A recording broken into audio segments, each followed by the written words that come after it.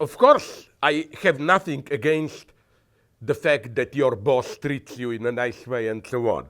The problem is if this not only covers up the actual relationship of power, but makes it even more impenetrable.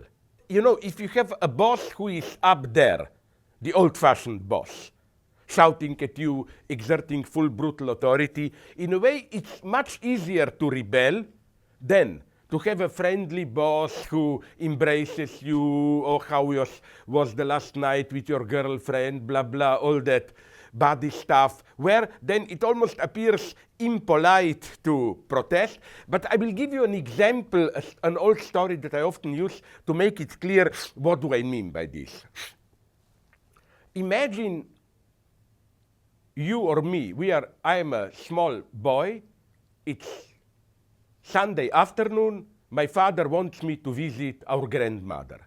Let's say my father is a traditional authority. What would he be doing? He would probably tell me something like, I don't care how you feel, it's your duty to visit your grandmother. Be polite to her, and so on. Nothing bad about this, I claim, because I can still rebel and so on. It's a clear order. But what would the so-called post-modern, non-authoritarian father do? I know because I experienced it. He would have said something like this.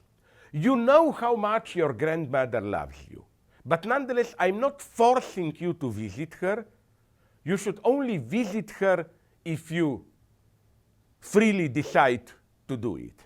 Now, every child knows that beneath the appearance of free choice, there is a much stronger pressure in this second message. Because basically, your father is not only telling you you must visit your grandmother, but you must love to visit it. It's, you know, he tells you how you must feel about it. It's a much stronger order.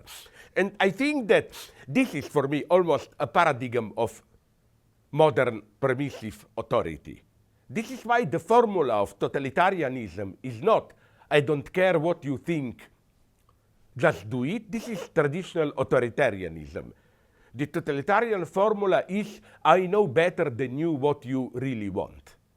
And I may appear to be forcing you to do it, but I'm really just making you do what without fully knowing you want, and so on and so on. So in this sense, yes, I am horrified by this. Also, another aspect, this new culture of experts, where an injunction is presented just as a neutral statement. For example, one example that I like, and let's not have a misunderstanding here, I don't smoke, and I'm for punishing tobacco companies and so on and so on. But I'm deeply suspicious about our phobia about smoking. I don't buy it that this can be really justified just based on scientific knowledge, how cigarettes hurt us and so on and so on. Because my first problem is that most of the people who oppose smoking then usually are for legalization of drugs and so on and so on. But my basic problem is this one. Look, now they found a more or less solution, e-cigarettes, electronic cigarettes. And I discovered that now big American airline companies decided to prohibit them. And it's interesting to read the reason why. The reason is not so much that it's not yet sure are they safe or not. Basically, they are. The idea is that if you smoke during the flight a cigarette, you publicly display your addiction. And that is not a good pedagogical example for others, and so on and so on. I mean, I find this a clear example of how a certain ethics, which is not just neutral ethics of health, but basically I think it's ethics of don't fall into it, don't have a too passionate engagement, remain at a proper distance, control yourself, and so on. And now I will shock you to end. I think even racism can be ambiguous here. You know, once I made an interview where I was asked, how do we find reactionary racism? You know what was my answer? With progressive racism. Then, what do you mean?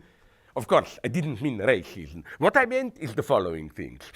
Of course, racist jokes and so on can be extremely oppressive, humiliating, and so on. But the solution, I think, is to create an atmosphere or to practice these jokes in such a way that they really function as that little bit of obscene contact which establishes true proximity between us. And I'm talking from my own past political experience, ex-Yugoslavia.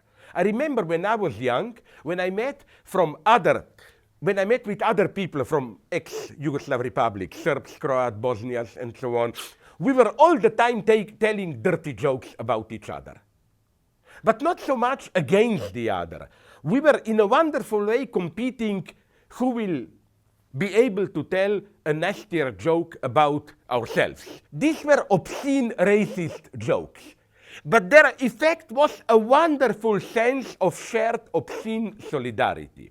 And I have another proof here. Do you know that when civil war exploded in Yugoslavia, early 90s, and already before in the 80s, ethnic tensions, the first victim were these jokes. They immediately disappeared. Because people felt very well that, for example, what? Let's say I visit another country. I hate this politically correct respect. Ooh, what is your food? What are your cultural forms? No, I tell them, tell me a dirty joke about yourself, and we will be friends, and so on. It works. So you see this ambiguity, that's my problem with political correctness. No? It's just a form of self-discipline which doesn't really allow you to overcome racism. It's just oppressed, controlled racism. And the same goes here. I will tell you a wonderful story, simple one. It happened to me a year ago, around the corner, here in the bookstore. I was signing a book of mine. Two black guys came, African Americans. I don't like the term. My black friends also not, for obvious reasons. It can be even more racist. But the point is, and they asked me to sign a book, and seeing them there, I couldn't resist the worst racist remark. When I was returning the books to them, I told them, you know, now, I don't know which one is for whom, you know. You blacks like yellow guys, you look all the same. They embraced me and they told me, you can call me nigger. You know, when they tell you this, it means we are really close. They instantly got this. Another stupid problem I had. At some talk, there was a mute and deaf guy, and he asked if a translator can be there. And I couldn't resist it. In the middle of the talk, in front of 200-300 people, I said, what are you doing there, guys? My idea was, if you watch the gestures of the translator, it looked to me as some obscene messages or what. The guy laughed so much, we become friends. And some old stupid lady reported me for making fun of crippled people. It was so, didn't she see? That's how I became friend with the guy.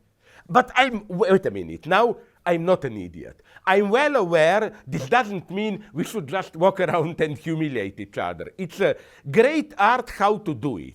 I'm just saying that's my hypothesis. Without such a tiny exchange of friendly obscenities, you don't have a real contact with another. It remains this cold respect and so on, you know. We need this. We need this to establish a real contact. This is what is lacking for me in political correctness. And then you end up in madness. Like, it's not a joke. I checked it up with my Australian friends. You know what happened in Perth, the West Coast Australian city? It's not a joke, I repeat it. The opera house there prohibited staging of Carmen. Opera, Carmen. You know why? Because the first act takes place in front of a tobacco factory. I'm not kidding. I'm not kidding. I'm just saying that there is something so fake about political correctness. I know it's better than open racism, of course, but I wonder if it works because, you know, I never, for example, bought all this permanent replacement, you know. niggers are Negroes, Negroes are black. Okay, black are African Americans. Maybe it's up to them to decide. The only thing I know is that when I was in Missoula, Montana, I got engaged in a very friendly conversation with some Native Americans. They hate the term, and they gave me a wonderful reason. They told me, Native American, and you are cultural Americans, or what? We are part of nature. They told me, we much prefer to be called Indians. At least our name is a monument to white man's stupidity, who thought they are in India when they come here. And they had such a wonderful insight into how all this new age bullshit, you know, we white people technologically exploit nature while natives relate to nature in a dialogic way, like before they dig into earth, they ask the mountain for permission if they are mining, blah, blah. They told me that their research shows that Native Americans, Indians, killed much more buffaloes and burned much more forests than white people. You know why this was the correct point? Like, the message was, the most racist thing is to patronizingly elevate us in that, you know, primitive, organic, living together with Mother Nature. No, their fundamental right is to be evil also. If we can be evil, why shouldn't they be evil, and so on. Now, so again, even with racism, one has to be very precise not to fight racism in a way which ultimately reproduces, if not directly, racism itself, at least the conditions for racism.